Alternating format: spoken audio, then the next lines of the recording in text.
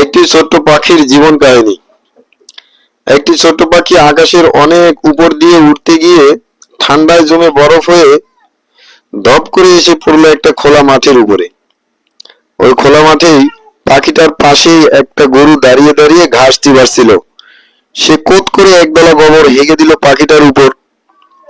পাখিটা গোবরে ডুবে গেলেও সদ্য পতিত গোবরের গরমে তার শরীরের বরফ সব গলা শুরু করলো। একটু পরে পাখিটা সুস্থ হয়ে গোবরের ভিতরে বসেই কিসমিস কিসমিস ডাক শুরু করলো। পাশ দিয়ে যাচ্ছিল এক হলো বিড়াল।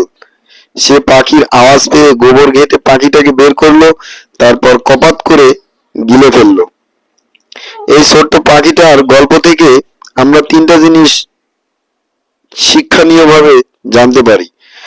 এক নম্বরে, কারো শত্রুতামূলক কাজ বা আচরণ যে তোমার বিপক্ষে যাবে এমন নাও হতে পারে। কোনো কোনো বৈরী কাজ হয়তো তোমার উপকারেই আসবে, যেমনটা হয়েছিল পাখিটার ক্ষেত্রে গরুর গোবরগুলো। দুই নম্বর, কেউ তোমাকে বিপদ থেকে উদ্ধার করলো মানে যে সে তোমার শুভাকাঙ্ক্ষী এমন নাও হতে পারে।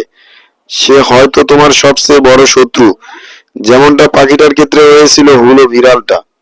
তিন নম্বর, যখন তুমি ঘোর বিপদে তখন দয়া করে মুখটা বন্ধ রাখো। এই ছোট্ট পাখিটা যদি গোবরের ভিতরে মুখটা বন্ধ রাখতো, তাহলে আজ হয়তো এই পাখিটাকে হলো বিড়ালের পেটে যেতে হতো না। আশা করি গল্পটা সবাই বুঝতে পারছেন।